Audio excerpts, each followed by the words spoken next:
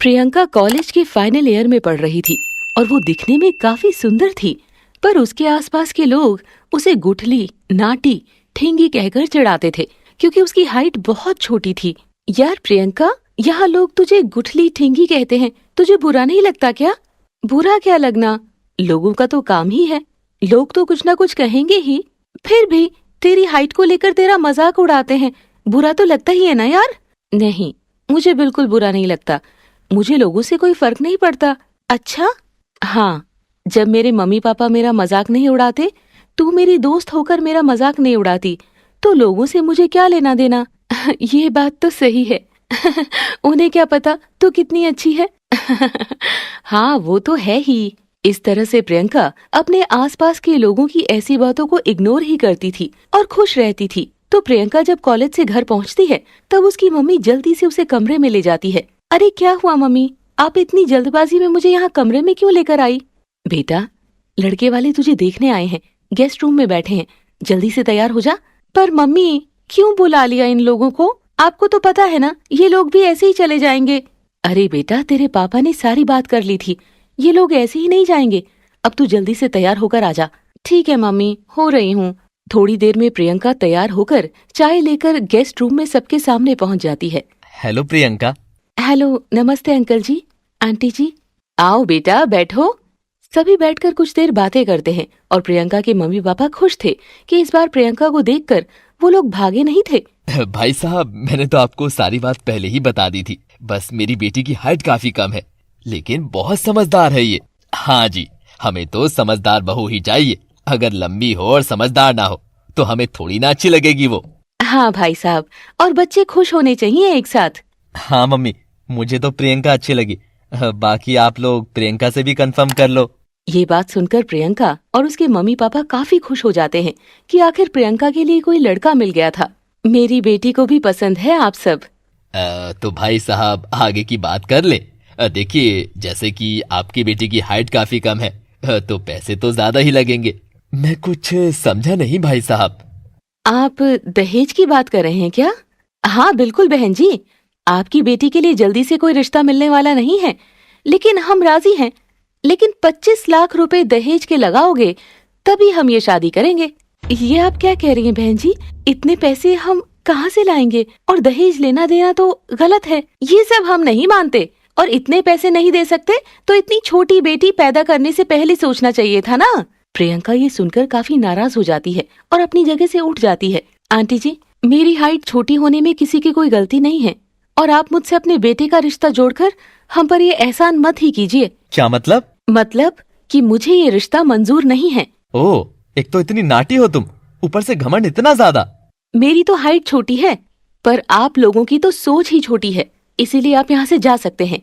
प्रियंका उनको मुंह तोड़ जवाब देकर वहाँ से भेज देती है और प्रियंका के मम्मी पापा काफी परेशान हो जाते हैं। ये क्या किया बेटा तुमने? इस तरह से थोड़ी ना भेजते हैं।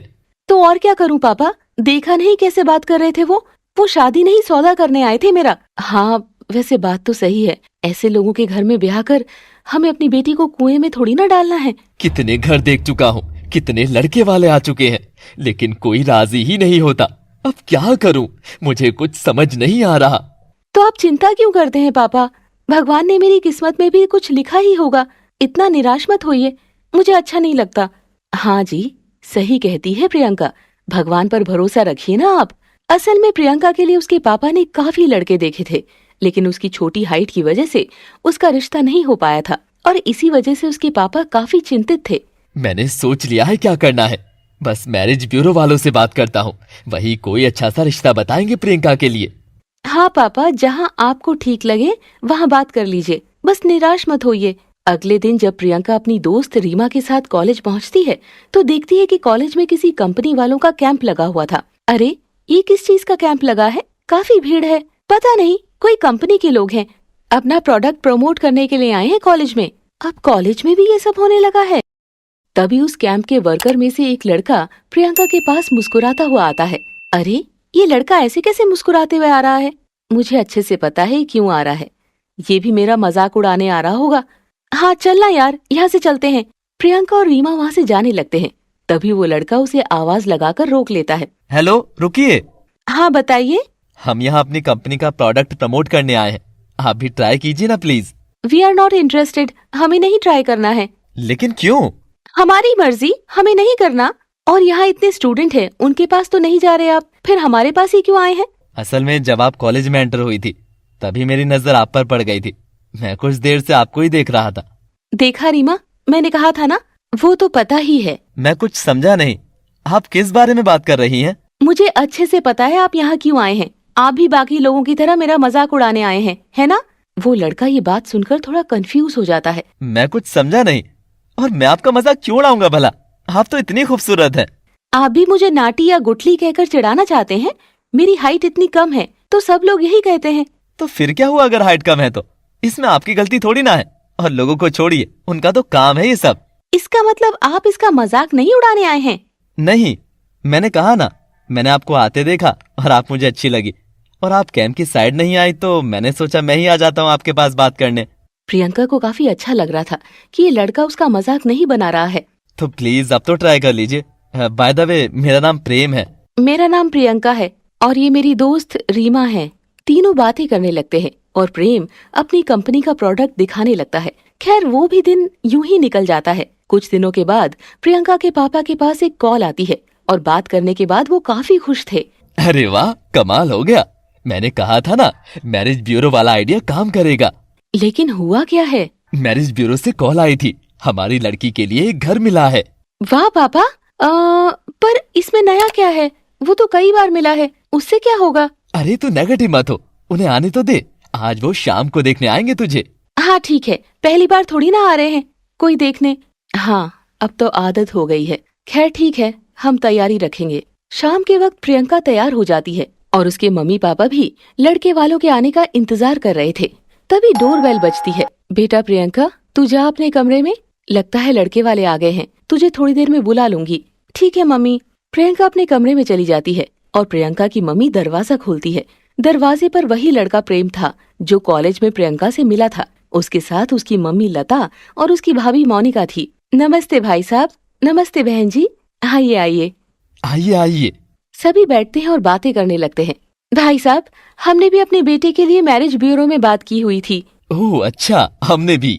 कल ही मैंने प्रेम को मैरिज ब्यूरो में भेजा था और उन्होंने आपकी लड़की की तस्वीर दिखाई और इसे बहुत पसंद आई। हाँ अंकल जी, लेकिन बेटा, क्या तुमने सिर्फ तस्वीर ही देखी है और कुछ पता नहीं किया? मैं कुछ समझी नहीं भाई साहब, पहले तो लड़की को देखकर ही पसंद किया जाता है ना।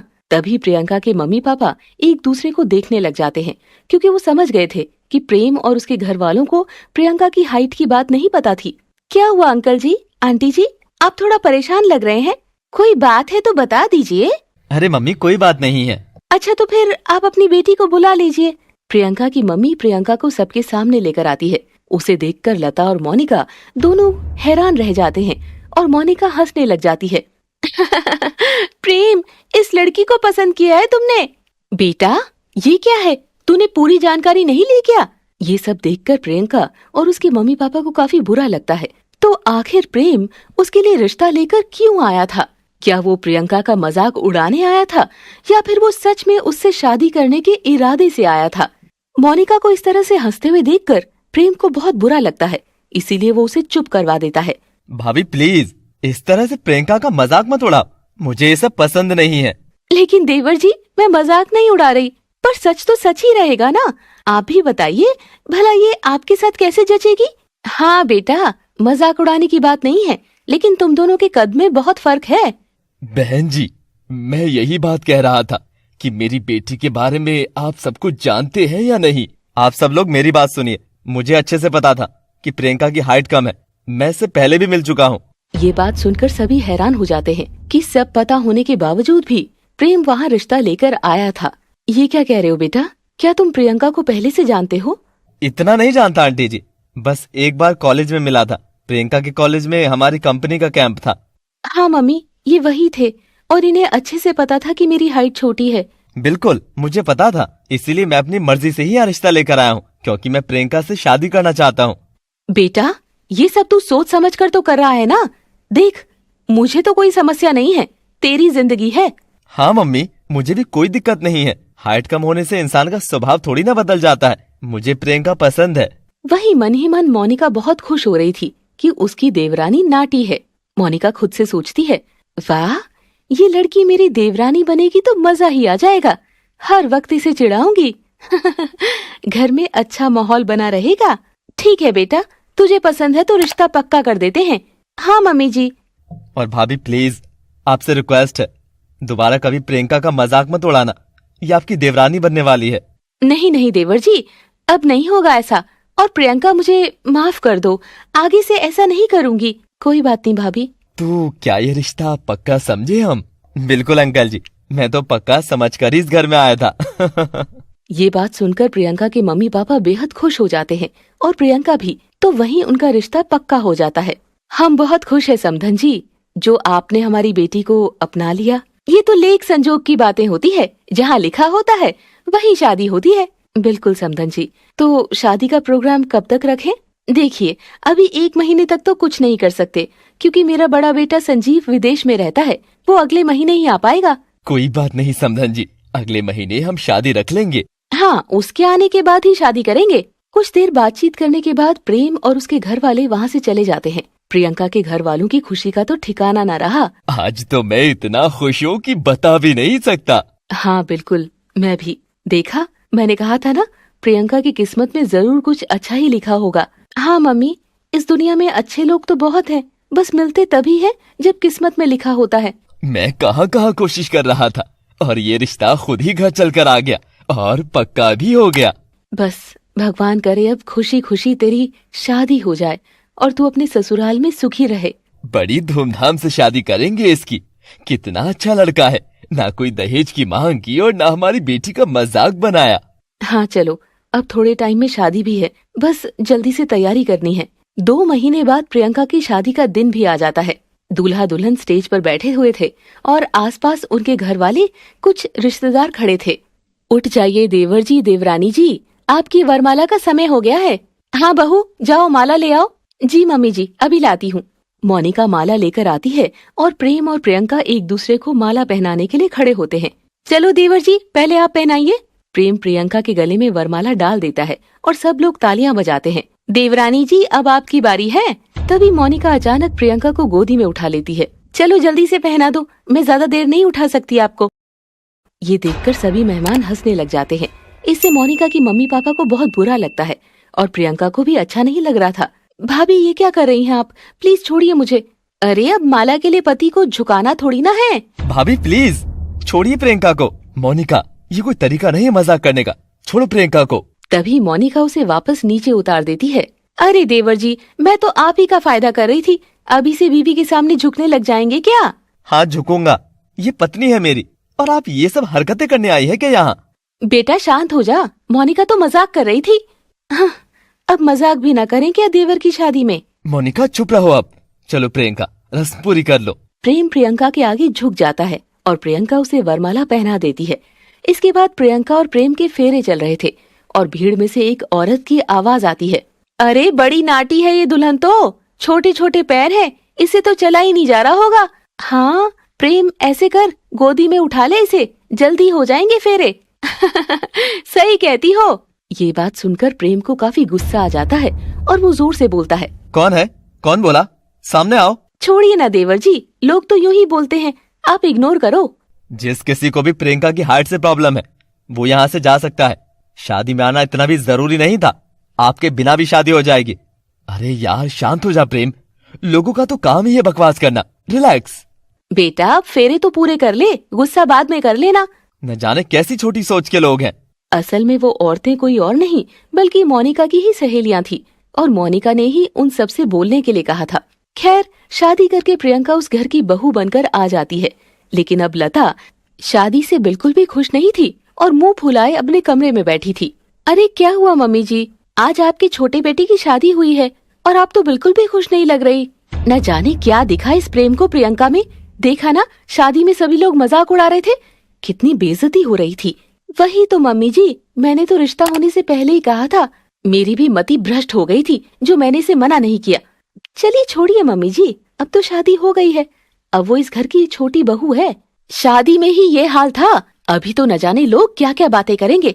मम्मी जी, अब सहन तो करना पड़ेगा ना, मैं जब कह रही थी तो देवर जी को बुरा लग रहा था। अब देखते हैं लोगों को कैसे चुप करवाते हैं। अब तो लोग कहेंगे ही, तारीफ के लायक है ही क्या इस नाटी प्रियंका में, अंधा हो गया है प्रेम भी। न जाने क्या काला जादू किया है इस नाटी ने देवर जी पर। कोई बात नहीं, ज्यादा दिन इसे टिकने नहीं दूंगी मैं भी इस घर में। मैं क्यों लोगों से अपना मजाक बनवाऊं। सही कहती हैं आप मम्मी जी, हम दोनों ही से यहाँ से निकलवा देंगे, देखना। मम्मी, मोनिका, ये आप दोनों कैसी बातें कर रहे हैं? और वो इस घर की छोटी बहू है और प्रेम उससे प्यार करता है। अरे बहुत देखा है ये प्यार व्यार। मेरी बेइज्जती नहीं होती क्या जब मेरे घर की बहू ऐसी हो? लोग हंसते हैं। इसमें बेइज्जती वाली क्या बात है मम्मी? कद तो किसी का भी छोटा या बड़ा हो सकता है। अजी आप इन सब पर ध्यान मत दीजिए। आपने तो यहाँ 4 दिन रहना है, आप तो फिर विदेश चले जाएंगे। बाद में लोगों के ताने तो हमें ही सुनने हैं ना। और क्या, तो तुझे क्या पता कैसा लगता है ताने सुन के। मैं कह रहा हूँ कि अगर लोग कुछ बोलते भी हैं तो उनको इतना भाव क्यों देना?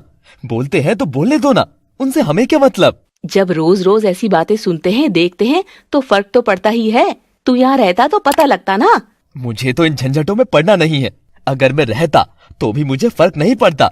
आप छोड़िए ये सब, हम देख लेंगे। लोगों की बातों से लता पर इतना प्रभाव पड़ा था कि वो अपनी नई बहू के बारे में गलत सोच बना बैठी थी। अगली सुबह प्रियंका जब कमरे से बाहर आती है तो देखती है कि उसकी सास और जेठानी दोनों अपने अपने काम में लगी थी और प्रियंका को नजरअंदाज कर रही थी। मम्मी जी, मुझे बता दीजिए कोई काम, मैं भी कर देती हूँ। अभी तो कोई काम नहीं है और तू 2-4 दिन बाद काम पर लगना। कहीं कोई रिश्तेदार आ गया तो मुझे ही ताने देगा कि नई बहू को काम पर लगा दिया। ऐसा कुछ नहीं है मम्मी जी, मेरा भी टाइम पास हो जाएगा। कहा ना, अभी 2-4 दिन रुक जा, फिर तुझे ही करना है सारा काम। मम्मी जी, अब लोगों से क्या डरना, वो तो इसे नाटी भी कह रहे थे, फिर फर्क थोड़ी ना पड़ा। बता दो काम। अरे कल ही तो शादी हुई है, इतनी जल्दी काम थोड़ी ना लगवाऊंगी। बड़ा प्यार आ रहा है आपको मम्मी जी प्रियंका पर। मम्मी जी बता दीजिए। चल ऐसे कर, बैठी है तो जाकर मटर छील दे, बस अभी ज्यादा काम नहीं करवाना तुझसे। ठीक है मम्मी जी। प्रियंका मटर छीलने बैठ जाती है। मोनिका छत पर कपड़े सुखाने चली जाती है और लता फोन पर बात कर रही थी। तभी संजीव वहाँ आता है। गुड मॉर्निंग भैया। Good morning Priyanka. अरे तुम काम क्यों कर रही हो? भैया मैं फ्री बैठी थी, प्रेम भी ऑफिस चले गए हैं तो मैंने ही मम्मी जी से बोला कि थोड़ा काम कर देती हूँ। अच्छा मोनिका, कहाँ हो तुम? मेरे लिए चाय ले आओ। भैया मोनिका भाभी तो छत पर गई है। कोई बात नहीं, मम्मी को बोल देता हूँ। नहीं भैया, मम्मी जी फोन पर बात कर रही हैं, आप बैठिए, मैं चाय लेकर आती हूँ। नहीं नहीं प्रियंका, तुमसे थोड़ी ना अभी रसोई का काम करवाना है। कुछ नहीं होता भैया, चाय ही तो बनानी है, 2 मिनट में बन जाएगी। प्रियंका कुछ ही देर में चाय बनाकर ले आती है। संजीव जैसे ही चाय पीता है बहुत खुश हो जाता है। अरे वाह प्रियंका, इतनी मजेदार चाय तो मैंने कभी नहीं पी, सच में। थैंक यू भैया। मजा ही आ गया चाय पीकर, मन करता है और 4-5 कप पी लूं।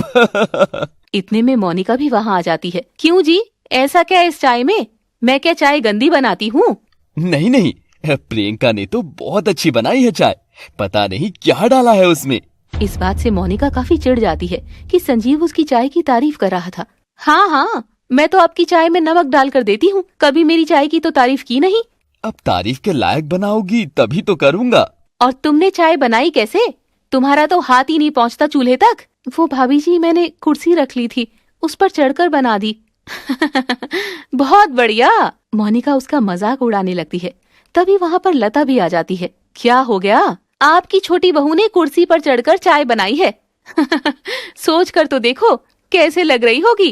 कुछ नहीं मम्मी, प्रियंका ने मुझे चाय बना कर दी, बहुत अच्छी बनी थी तो मैंने तारीफ कर दी और ये मोनिका चिढ़ गई। अब चाय तो चाय जैसी होती है, उसमें क्या खास तारीफ वाली बात है? वो तो मम्मी जब आप चाय पीकर देखोगी तभी पता लगेगा। मम्मी जी, आपके लिए चाय बना दूं? रहने दे, मुझे अभी चाय नहीं पीनी। ऐसे ही 2-4 दिन निकल जाते हैं और लता प्रियंका को आवाज लगाती है। प्रियंका, यहाँ आ जरा।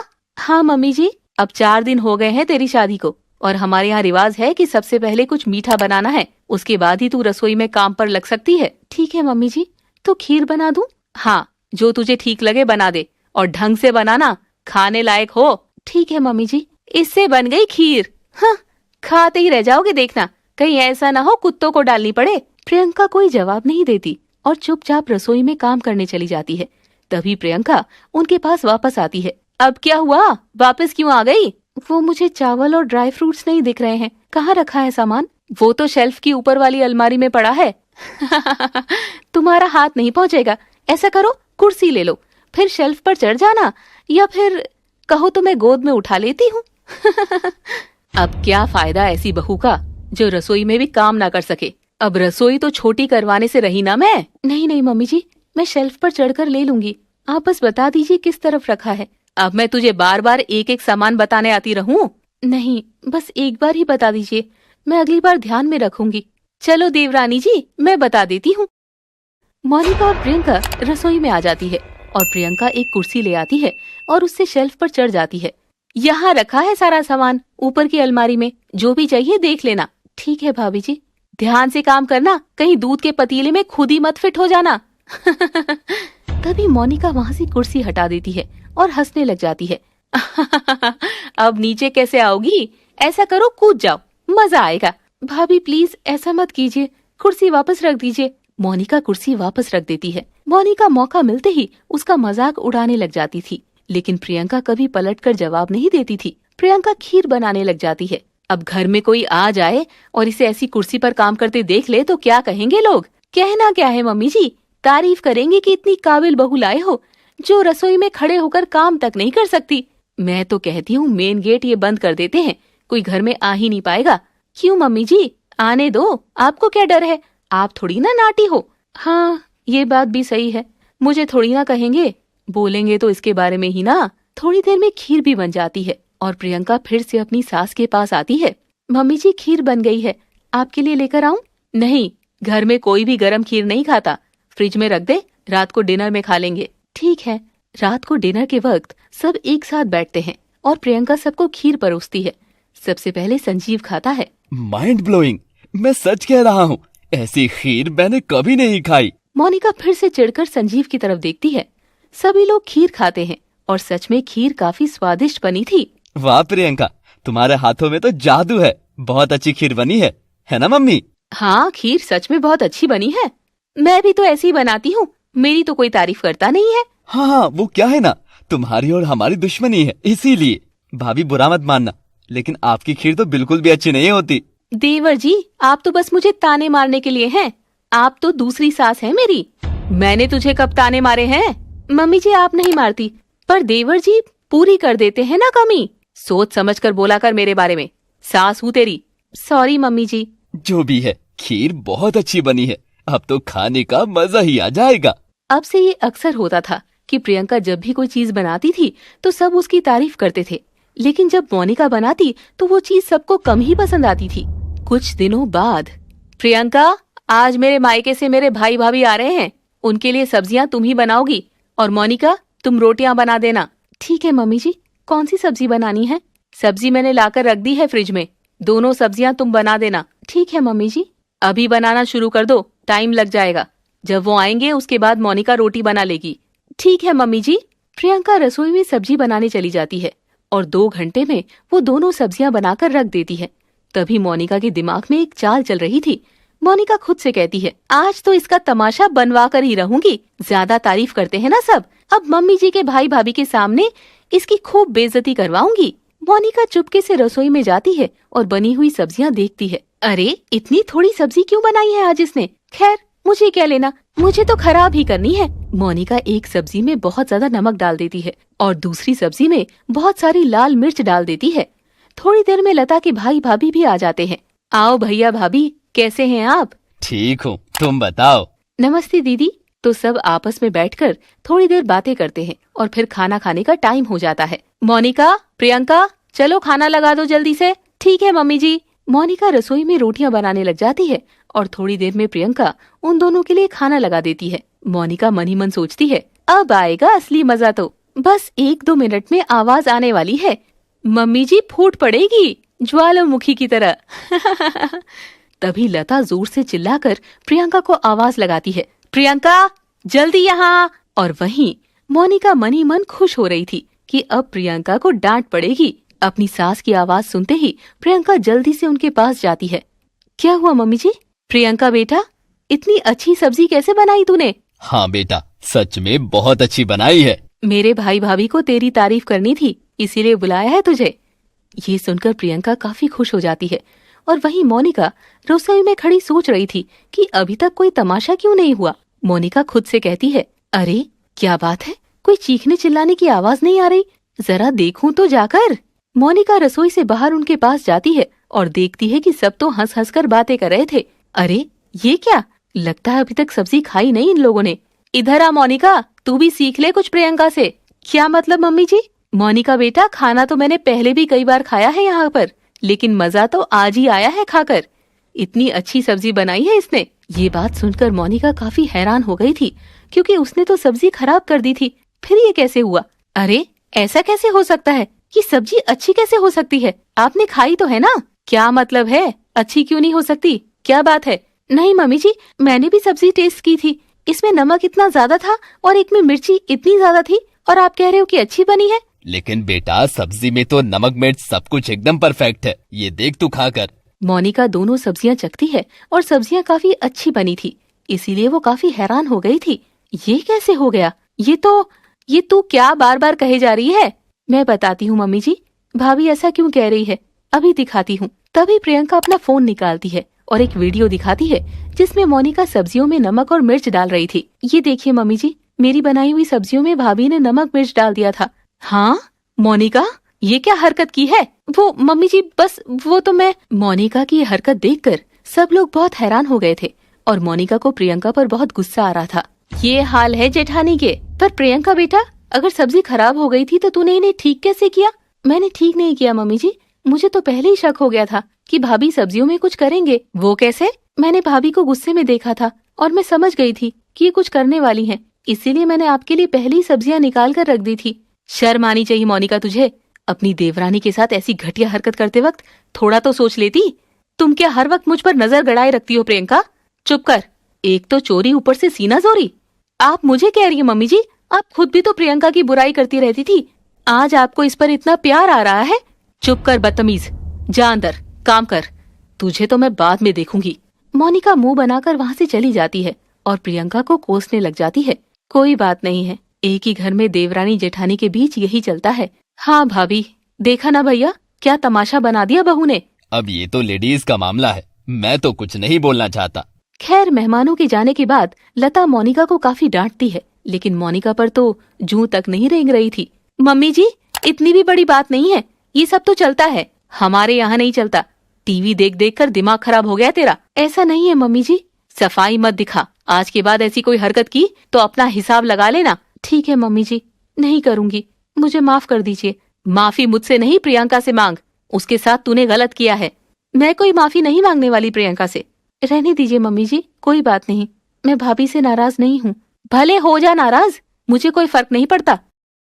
मोनिका अपने कमरे में चली जाती है और कुछ दिनों के बाद ये बात भी ठंडी पड़ जाती है और एक दिन लता को किसी रिश्तेदार के घर से कीर्तन का बुलावा आता है। आज एक रिश्तेदार के घर कीर्तन है, सभी को बुलाया है। ठीक है मम्मी जी, मैं तैयार हो जाऊंगी। हाँ मम्मी जी, मैं भी हो जाऊंगी, लेकिन प्रियंका तू रहने दे, तू वहाँ जाएगी तो लोग तेरा मजाक बनाएंगे। लेकिन मुझे इस बात से कोई फर्क नहीं पड़ता मम्मी जी कि लोग क्या कहते हैं, लेकिन मुझे तो बुरा लगता है कि कोई मेरी बहू के बारे में ऐसे बोले। तू घर पर ही रह ले। ठीक है मम्मी जी, जैसा आप कहें। मम्मी जी ले चलिए, ऐसे मैं जा रही हूँ और प्रियंका ना जाए तो अच्छा लगता है क्या? मुझे अच्छे से पता है मोनिका तू क्या सोच रही है, तू चाहती है कि लोग प्रियंका का मजाक उड़ाए, तभी तुझे अच्छा लगेगा। हे राम राम, नहीं नहीं मम्मी जी, भले मत लेकर जाइए, पर मुझ पर ये इतना बड़ा इल्जाम मत लगाइए। लेकिन असल में मोनिका यही सोच रही थी, क्योंकि प्रियंका का मजाक बनने से सबसे ज्यादा खुशी मोनिका को ही होती थी। मम्मी जी, लोग तो हमेशा कमियां ही निकालते आए हैं, उनकी वजह से हम क्यों अपना काम करने से रुके? हाँ, ये बात भी ठीक है। चल फिर तू भी तैयार हो जाना, और बाकी लोग कुछ बोले तो तू खुद ही संभाल लेना। ठीक है मम्मी जी, आप चिंता मत कीजिए। प्रियंका के अच्छे व्यवहार से खुश होकर धीरे धीरे लता उसके साथ अच्छा व्यवहार करने लगी थी। खैर, कुछ देर के बाद तीनों कीर्तन में पहुंच जाती है। तभी दो औरतें उनके पास आती है। वो दोनों काफी मोटी थी। कैसी है लता? ठीक हूँ, तुम बताओ, ये बाल विवाह किसका करवा कर लेकर आई है? लता गुस्से में बोलती है, ये मेरी बहू है और बाल विवाह नहीं हुआ है, समझी? वो आंटी जी, इसकी हाइट ज्यादा ही छोटी है पर उम्र नहीं। अरे ये तो बड़ी ही नाटी है, ऐसा लगता है जैसे बच्चा है कोई। गोद में ही उठा ले लता, बच्चे की भी कमी पूरी हो जाएगी। सही बात है, बहू ऐसी लाओ कि बहू भी रह जाए और बच्चे की भी कमी पूरी कर दे। हाँ, बड़े मजाकिया हो आप आंटी जी। अब भगवान ने जैसा बना दिया है उसका मजाक बनाने वाली तुम दोनों कौन होती हो? और मोनिका, क्या समझाया था मैंने? सॉरी मम्मी जी। वैसे आंटी जी, आप भी तो इतनी गोल मटोल हैं, तो क्या आपकी भी बॉल बनाकर खेल सकते हैं क्या हम? सही कह रही हो प्रियंका, खेल सकते हैं। ये बात सुनकर दोनों औरतें बहुत गुस्सा हो जाती है। दूसरी औरत कहती है, बड़ी बदतमीज है ये लड़की तो। क्यों? जब तुम उसका मजाक बना रही थी तब नहीं सोचा ये? तुम भी तो बदतमीजी ही कर रही थी। कोई छोटा जवाब दे दे तो बदतमीजी, और बड़े लोग कुछ भी बोल सकते हैं क्या? दोनों औरतें मुंह बनाकर वहाँ से चली जाती है। तभी सुनीता उनके पास आ जाती है। वो लोग सुनीता के घर ही कीर्तन पर आए थे। और लता बहन कैसी हो? अच्छा किया जो दोनों बहुएं को भी ले आई। तभी मोनिका और प्रियंका सुनीता के पैर छूती है। प्रणाम आंटी जी। प्रणाम आंटी जी, खुश रहो बेटा, बहुत अच्छा किया आकर। हाँ, मैं भी बहुओं के बिना थोड़ी ना आती। और ये दोनों औरतें क्या कह रही थी? कुछ नहीं, मेरी बहू का मजाक बना रही थी। अरे इनकी तो आदत ही है, ये तो हर किसी का मजाक उड़ाती रहती हैं, किसी न किसी बात पर। तू ध्यान मत देना। हाँ, प्रियंका ने भी कुछ बहुत अच्छे से जवाब दिया। अब दोबारा कभी ऐसा नहीं करेगी। थोड़ी देर में भजन गान शुरू हो जाएगा। तुम तीनों में से कोई चाहे तो भजन आरती भी गा सकता है। हाँ, क्यों नहीं, मेरी दोनों बहुएं भजन गाएंगी, देखना। ठीक है, तो भेज दे दोनों को आगे स्टेज पर। लता अपनी दोनों बहुओं को भजन गाने के लिए आगे ले जाती है। सबसे पहले प्रियंका भजन गाती है।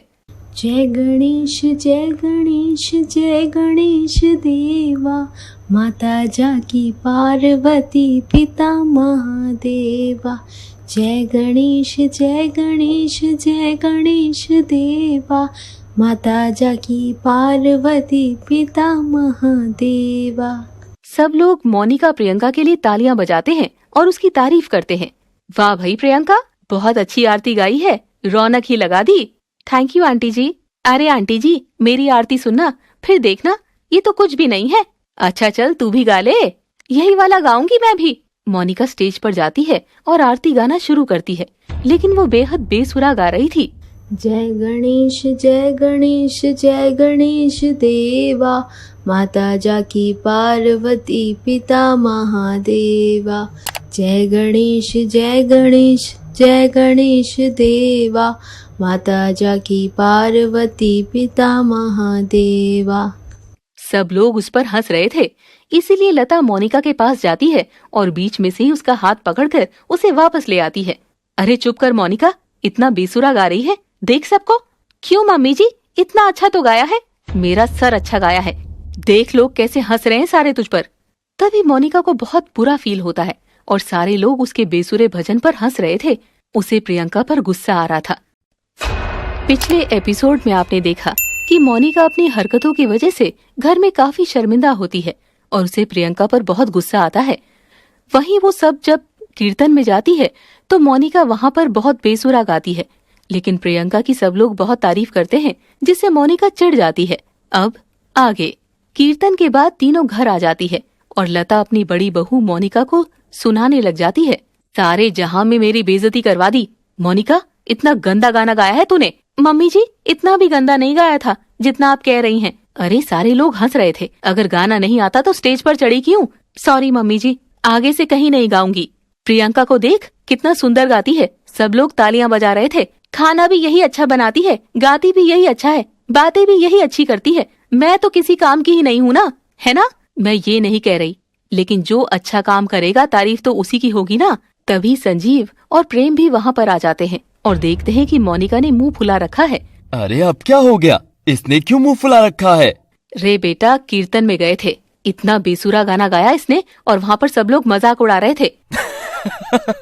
कमाल है भाभी आपकी भी। देवर जी, आप तो कुछ मत कहिए, बस ताने ही देते रहते हैं। तभी मोनिका गुस्सा होकर अपने कमरे में चली जाती है। मुझे तो मोनिका का ये व्यवहार अच्छा नहीं लगता। वो प्रियंका की हर चीज से ईर्ष्या करने लगी है। हाँ मम्मी, वो तो मैंने पहले ही देख लिया था। कोई बात नहीं मम्मी जी, आप चिंता मत कीजिए, धीरे धीरे भाभी समझ जाएंगी।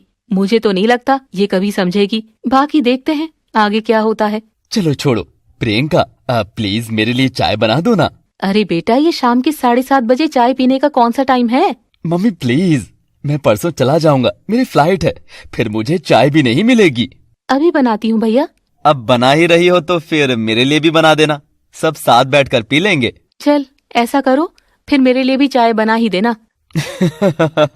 ये हुई ना बात। प्रियंका सबके लिए चाय बनाकर ले आई और सब लोग हंसी मजाक करते हुए साथ बैठकर चाय पीते हैं। वहीं मोनिका अपने कमरे की खिड़की से उन सबको देख रही थी और काफी गुस्से में थी। छोड़ूंगी नहीं इस प्रियंका को, इसकी वजह से ये सब कुछ हो रहा है। मेरी हर जगह बेइज्जती तो हो रही है, हर कोई बस इसी से प्यार कर रहा है। मोनिका प्रियंका से बहुत ज्यादा ईर्ष्या करने लगी थी और बदले की आग में जल रही थी। 2 दिन के बाद संजीव की फ्लाइट थी और वो चला जाता है। बेटा तू उदास मत होना, वो थोड़े टाइम में वापस आ जाएगा। नहीं नहीं मम्मी जी, मैं ठीक हूँ। हाँ हम सब है ना, और थोड़ा अब देवरानी से भी बना कर रखा कर। मैंने कब बिगाड़ी है मम्मी जी? फिर भी तुझे समझा रही हूँ, प्रियंका बहुत अच्छी लड़की है, दोनों मिलजुल कर बहनों की तरह रहा करो। कुछ दिन के बाद मोनिका के दिमाग में एक आइडिया आ ही गया था। बहुत अच्छा आइडिया आया है मेरे दिमाग में, इस बार बच नहीं सकती है प्रियंका। बस मुझे इंतजार करना है कि कब प्रेम एक रात के लिए बाहर जाएगा। कुछ ही दिनों के बाद मोनिका की ये इच्छा भी पूरी हो जाती है। उसी शाम प्रेम घर पर आता है। मम्मी, प्रियंका, मुझे काम के सिलसिले में एक ट्रिप पर जाना है, अभी निकलना होगा, कल रात को वापस आ जाऊंगा। ठीक है, मैं आपका सामान पैक कर देती हूँ। हाँ कर दो। ये ऑफिस वाले भी ना न जाने कहाँ कहाँ भेजते रहते हैं। मम्मी ये सब तो चलता ही है। वहीं मन ही मन मोनिका बहुत खुश हो रही थी कि प्रेम जा रहा है। तो उस रात घर पर सिर्फ लता, मोनिका और प्रियंका ही थी। सभी अपने अपने कमरे में सो रहे थे। रात के 12 बजे थे। मोनिका खुद से कहती है 12 बज गए हैं, लगता है अब तो सब सो ही गए होंगे। मोनिका चुपके से उठकर लता के कमरे में जाती है और देखती है कि वो सो रही थी। मम्मी जी तो सो रही हैं। तिजोरी की चाबियां इनके तकिए की साइड में ही होगी, अभी उठा लेती हूँ। मोनिका धीरे धीरे लता के पास जाती है और उसके तकिए की साइड में रखी तिजोरी की चाबियां उठाकर बाहर ले आती है। बस अब तिजोरी में से कुछ गहने और पैसे गायब करने हैं और प्रियंका के कमरे में रखने हैं। मोनिका तिजोरी खोलकर गहने और पैसे उठाकर प्रियंका के कमरे में चली जाती है। मोनिका चुपके से अलमारी खोलकर उसके अंदर पैसे और गहने रख देती है। अब ये चाबियां वापस मम्मी जी के पास रख देती हूँ, मुझ पर शक भी नहीं जाएगा। अगली सुबह मोनिका सुबह 6 बजे ही उठ जाती है और घबराई हुई जल्दी से अपनी सास लता के पास जाती है। मम्मी जी उठिए, देखो जल्दी घर में क्या हो गया। क्या हुआ? सुबह सुबह क्यों उठा रही है? तुझे पता है ना मैं 8 बजे तक उठती हूँ। अरे आप उठो तो सही, अभी सारी नींद उड़ जाएगी। आइए दिखाती हूँ। मोनिका अपनी सास को बाहर ले आती है और दिखाती है कि तिजोरी खुली हुई थी। हे भगवान, ये क्या, घर में चोरी हो गई? लेकिन चाबियां तो मेरे पास ही थी। अरे उठा लेते हैं चोर, पता थोड़ी ना लगने देते हैं। हाय रे, लुट गई मैं। चिंता मत करो मम्मी जी, मैं सारा घर चेक करके देखती हूँ। देखूं तो आखिर ये चोर कहाँ से आया था। मेरा तो दिल बैठा जा रहा है, अब क्या होगा? इतनी चोरी हो गई हमारे घर में। लता अपना माथा पकड़कर बैठ जाती है और मोनिका घर में यहाँ वहाँ देखने लग जाती है। चिंता मत कीजिए मम्मी जी, हम चोर को पकड़ लेंगे। मोनिका जानबूझकर परेशान होने का नाटक करती है और वो थोड़ी देर में वापस आ जाती है। मम्मी जी, मैंने सारा घर देख लिया है, सारे दरवाजे खिड़कियां बंद है, इसका मतलब चोर अंदर ही है। मैं कुछ समझी नहीं, कहीं प्रियंका ने तो चोरी नहीं कर ली? ये क्या बोल रही है मोनिका? वो इस घर की बहू है, वो क्यों चोरी करेगी? मम्मी जी बुरा मत मानना, पैसे देखकर हर किसी की नीयत बदल जाती है, वरना आप ही सोचो कि आज ही प्रेम गया है और आज ही चोरी हुई है। ये बात सुनकर लता को भी शक होने लग जाता है और वो थोड़ी बहुत मोनिका की बातों में आ गई थी। मम्मी जी आप चलिए मेरे साथ, मैं चेक करती हूँ, उसके कमरे में ही कुछ जरूर मिलेगा। मोनिका लता को प्रियंका के कमरे में ले जाती है और उसकी अलमारियां खोलने लगती है। उठ जा प्रियंका, घर में इतना बड़ा कांड हो गया है। क्या हुआ मम्मी जी? और आप यहाँ मेरी अलमारी में क्या ढूंढ रही हैं? मुझे पता है तुमने ही चोरी की है, गहने और पैसों की। बता कहाँ रखे हैं? ये बात सुनकर प्रियंका के होश उड़ जाते हैं। नहीं नहीं भाभी जी, मैं ऐसा थोड़ी ना करूंगी।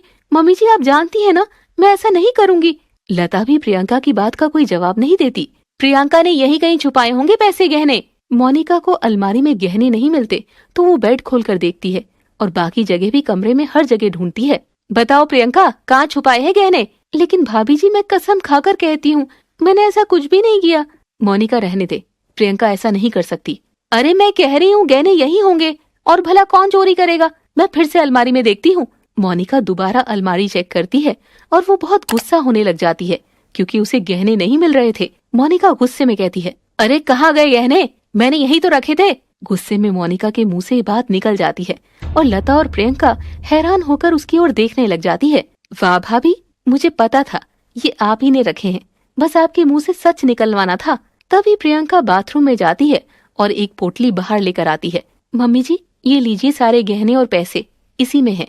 ये सब क्या है? तभी मोनिका शर्म के मारे अपनी गर्दन झुकाए खड़ी थी, क्योंकि सच तो उसके मुंह से निकल ही गया था। मम्मी जी, भाभी ने मुझे गलत दिखाने के लिए मेरे कमरे में गहने रख दिए थे, लेकिन जब रात को भाभी आई तो मुझे पता लग गया था और मैंने ये गहने इस पोटली में बांधकर छुपा दिए थे।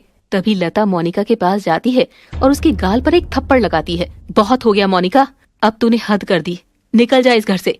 नहीं नहीं मम्मी जी, ऐसा मत कहिए। तभी मोनिका लता के पैरों में पड़ जाती है और माफी मांगने लगती है। नहीं नहीं मम्मी जी, मुझे माफ कर दीजिए, अब आगे से ऐसा नहीं होगा। हरगिज नहीं, तू कभी नहीं सुधर सकती। प्रियंका, मुझे माफ कर दो, मैं हाथ जोड़ती हूँ, अब मैं ऐसा नहीं करूंगी।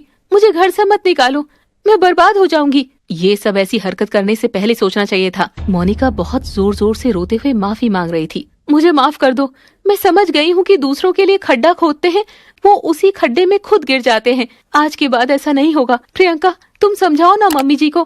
प्रियंका को मोनिका की हालत देखकर दया आ जाती है और वो लता को समझाती है। मम्मी जी, माफ कर दो प्लीज, भाभी आगे से ऐसा कुछ नहीं करेंगी। मुझे नहीं रहना इसके साथ, प्लीज मम्मी जी। प्रियंका के काफी समझाने के बाद लता समझ जाती है और मोनिका को माफी मिल जाती है। उसके बाद से मोनिका अपनी देवरानी के साथ अच्छे से रहने लगती है और अब सब खुश थे। तो दोस्तों, कैसी लगी आपको हमारी ये कहानी? कमेंट बॉक्स में जरूर बताइएगा।